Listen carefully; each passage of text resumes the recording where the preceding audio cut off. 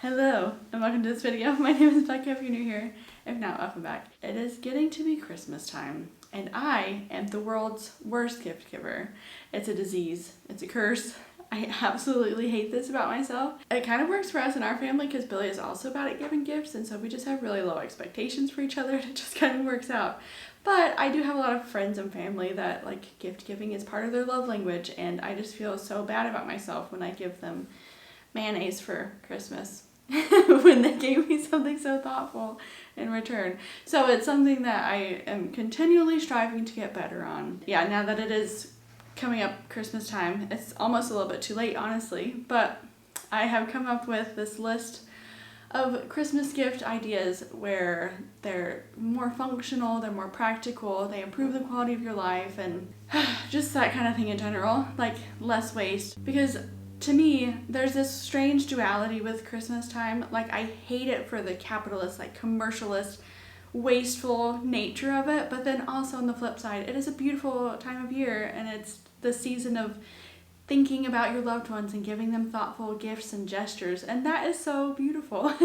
And so I need to focus more on that side instead of like, well, I don't want to waste and buy plastic and just have throwaway stuff. So I've spent a little bit of time over this last little bit trying to come up with all the different gifts, ideas that I would love to receive and that I love giving to people. These kind of gift ideas, like, I think the theme of it is like really functional, practical, and improves the quality of your life. Like, just pretty minimal and low waste in general. So I've kind of broken it up into 3 different categories. There's the like low waste, reduces waste category. There's the experiences one, which is I think my personal favorite. And then there's the one that just like really improves the functionality and quality of your life. And one last note before we get started, I do have a lot of these things linked down below. They are affiliate links, so if you were to purchase any of them, then I would get a little bit of money back. But again, like, these are things that I have thought a very long time about, and they are all things that I have used for years, and if something were to happen to them, I would repurchase them. Like, if they were accidentally broken, or if we moved countries and I had to repurchase them, like, I would, because I think that they add that much value to my life. Yeah, so this whole list ranges from things that are absolutely free and beautiful to kind of expensive, not gonna lie, but again, it's just this thing where it's like, I have bought them and I love them so much that I would keep rebuying them. So anyways, let's just get started. First category is things that reduce waste. First on that list is like an insulated water bottle, like a nice one that keeps your stuff really cold for a long time, and they tend to be really like good quality, and so I really like giving those as gifts because I like using them. I use them every single day. They're great for when you're going out and about and even on trips and stuff, because then you're not buying plastic water bottles, and it just reduces a lot of waste in general. My top favorite water bottle that I've ever bought was a Hydro Flask, and I will be purchasing more of those soon, I think. Next one, I have talked about this before, but a reusable baking mat. I use that thing so often. And really anything in the kitchen that's reusable and silicone. So like, we use our silicone muffin pan tray thing all the time, and our silicone baking mats, and just like silicone spatulas. I just love not having plastic in the kitchen, and so I just feel like this is a good alternative. But the baking mats are really great because then you're not like buying a bunch of foil and wasting it, and baking paper. Those are terrible if you do use them, but just helps reduce a little bit of waste. Next up is reusable straws. This is another one that we use a ton of, especially with our toddler. Like, he loves drinking everything with straws. So I actually recommend getting 2 different kinds. We have like the thin metal ones, and I love using those for just like drinks and stuff. But I also have the silicone straws that are like wider, and those are great for smoothies. And like I said, we use both of them all the time. They're great, they're wonderful. And I would totally repurchase them if they were lost or broken over time or whatever. The next one are keep cups, or any kind of just travel mugs for your coffee. I prefer them to be like metal or glass because I don't like hot stuff in plastic. But yeah, just having a few on hand is great. Like, leave one in the car, leave one at home, and you can like leave one at work or whatever, so you're never caught without one when you want to go out. Because I just hate the amount of waste that goes with getting takeaway coffee. I know it's unavoidable sometimes, but if you set yourself up, then I think it does really help reduce the amount of waste overall. So yeah, just making sure that your loved ones have a few keep cups on hand so that they stop wasting cups. I'm sorry, this is such a lame list. The last one in this section is glass Tupperwares. This has been such a game changer for us. Like, we make so much food at home and we love storing it. And again, I don't like putting hot stuff into plastic. I get really weirded out by that. Also, I think it just makes the food look more desirable. And so then you're more tempted to actually eat your leftovers. And so I think it helps reduce food waste. It's just nice to have a good set of glass Tupperware so then all of your leftover needs are fulfilled. Okay, enough of the like weird, crunchy, eco-friendly section. Let's move on to the experience-based gifts. It actually requires you to sit down and like really think of your loved one and try to really come up with ideas based on them and what they love and what they like to do. So the first one is just an experience of a lifetime gift. So that can be anywhere from like a white water rafting package to like bungee jumping, a spa day, or like a photography session. That's a really good one that I was just gifted and I absolutely loved it. Because these are things that you don't normally buy for yourself, but if your loved one gifts it to you, it's just a really nice way of being like, hey, I've thought about you and I love you and I'm going to gift you this awesome experience. Next one is a membership to somewhere. This is also really good for young kids, but it applies to everybody. But instead of buying like a wasteful thing to give to somebody, you can buy them a membership that will last like a whole year and it's awesome. So that can be anywhere from like a museum membership or a bar class or like a theme park. So again, it's just about sitting down and really thinking about your loved one and what they enjoy doing and then buying them a membership. And this is something that you can enjoy and it will add value to your life over a long period of time. The next really fun idea is a trip all planned and all paid for. I would love this, and I have gotten this as a gift in the past where, yeah, you're just surprised. You come up to your person and you're like, hey, we're gonna go to this place for this amount of time and it's all planned. You don't have to stress about any of that and it's gonna be so much fun. And it's so exciting to get that as a gift. The last one in this section is kind of a weird one, but I labeled it as consumable. So this can be anywhere from the range of like giving them their favorite treat or snack or drink or something like that, all the way up to giving them a nice gift card to a place that they really enjoy eating at, but it might be like more expensive and so they don't like going there that often, so that they can treat themselves when they want to. It's just a really nice, thoughtful gift that again isn't wasting too much. Last section that I have for Christmas gifts is the one where it improves your life quality and adds a lot of functionality. So these ones tend to be a lot more expensive, not all of them. There's quite a range here, but I also have the like buy it for life mentality. So again, these are things that I have used and I really love and they should last for a very, very long time. And if they don't, then I'm going to repurchase them.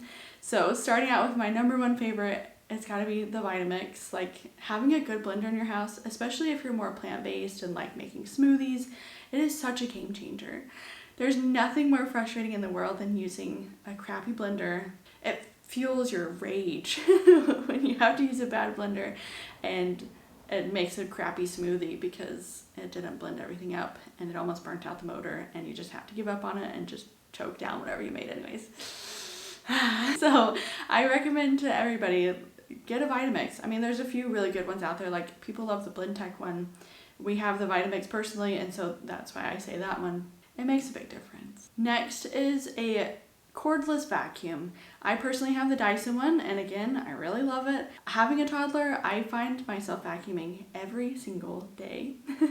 Really, I probably could get away with vacuuming twice a day, but there's just so much that accumulates on the floor. I'm impressed, but it's incredible because before I had one of those like big bulky vacuums that you have to plug into all the different sockets throughout the house. It's really frustrating, it's annoying, it turns into a whole big thing. I spread it out over like 4 days of not vacuuming. The floors are disgusting, it drives you crazy. Obviously, I'm very passionate about this, but having a cordless vacuum just like makes all the difference in my life. My floors are mostly clean a lot of the time and it just makes me so incredibly happy. So again, this is the kind of gift where it's like, it's a good one because it really does make your person happy. The next two are actually shoes. So I wear two types of shoes pretty much year round. So in the summertime I wear sandals and I wear my Birkenstock sandals specifically. And yeah, I wear them pretty much every single day. I love them. A lot of people love them. They're very comfortable on your feet. I really like that they're a wider shoe because I'm very into like healthier footwear. Like I kind of ascribe more to the barefoot is better, but these sandals are great. I think they're still fashionable. I don't know how a grandma shoe is fashionable, but I love them. They're wonderful. So Birkenstock sandals, thumbs up. The next shoe that I am going to highly recommend are Blundstone boots. These are great. I wear them all winter and also for the summertime, but more so for the winter. I mean, it also kind of depends on where you live, because like we live in New Zealand right now. It's very rainy over the winter, and so I love these because they're waterproof up until like the band, but I can walk through puddles with my toddler and I don't have to worry about getting my shoes wet.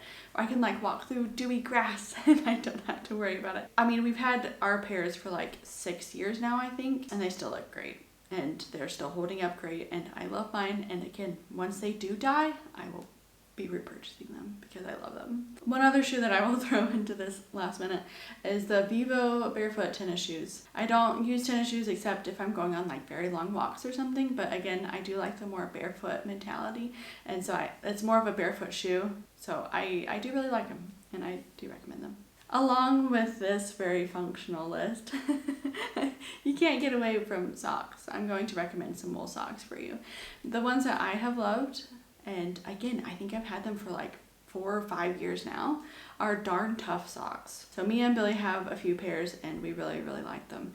I wear them all winter long with my Blundstone boots because they're thin enough that they work really well in my boots, but they're wool socks, and so they're just amazing because they keep you warmer in the winter, but they're somehow like sweat and moisture wicking, and it's just a great foot environment. Okay, just a few more here. A Breville espresso maker.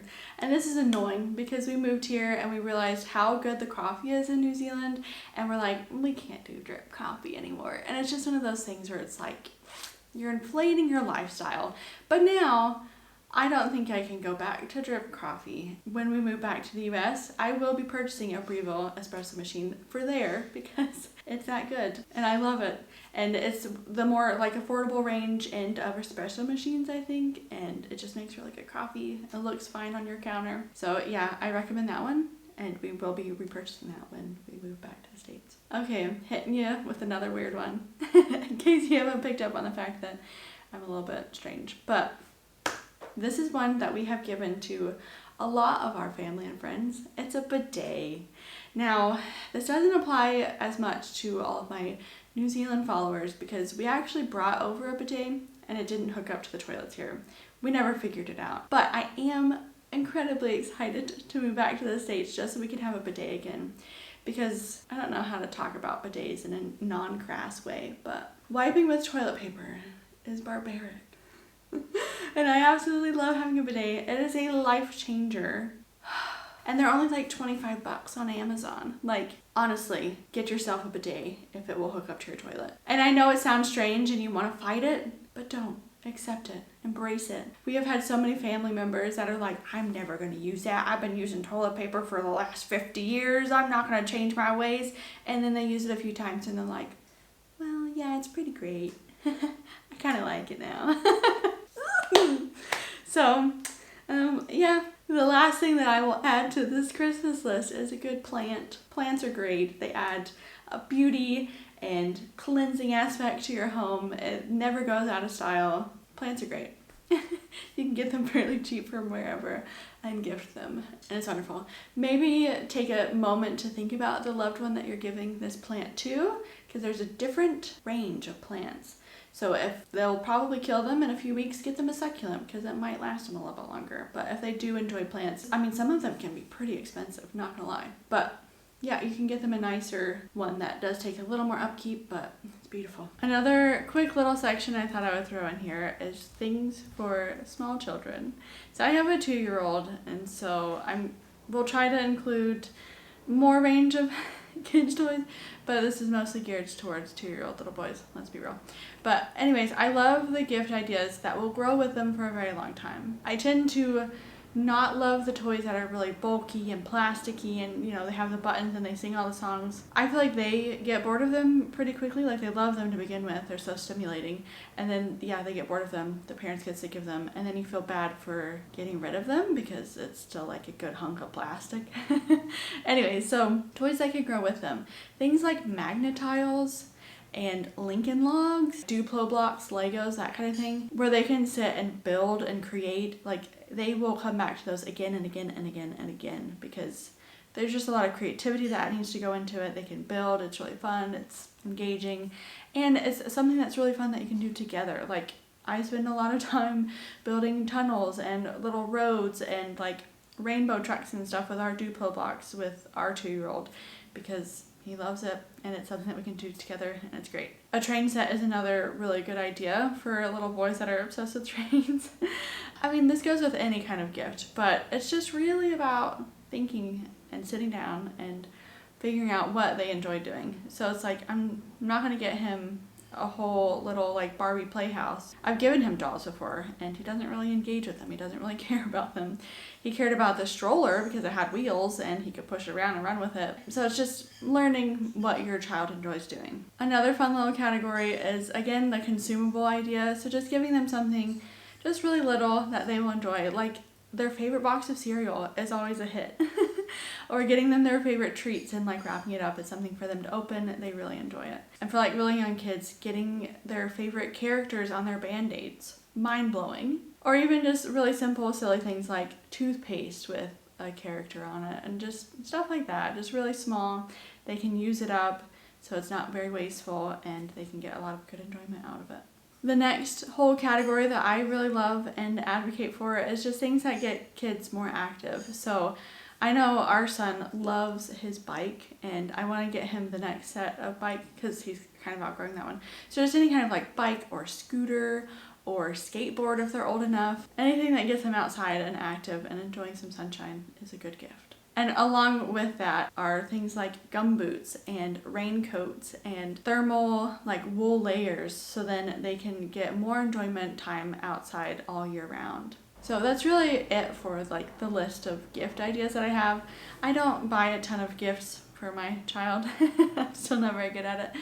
And he's not quite old enough that he really like cares or asks for things yet. The last thing that I will mention is just really listen to what your child is expressing their interest in. So don't buy them an electric piano if they haven't really talked about it and you get it in the hopes that they'll become a piano virtuoso and yeah, you buy it and they play on it a few times and then it just becomes an expensive waste of money that is cluttering up your house. So yeah, just really take the time and listen over like several months about what they want instead of maybe even just a whim thing like, oh, maybe a piano would be nice, but yeah, make sure that they actually really truly want it. I think that's all I have on my list. I hope maybe somebody got something good from this because, yeah, gifts are hard. Gifts are way, way hard. But I think this is my ultimate Christmas gift list. Anyways, thank you so much for watching and I will see you guys next week. Bye. Also, this is my shirt right now. 34 weeks pregnant. Maybe I should gift myself some clothes that actually fit.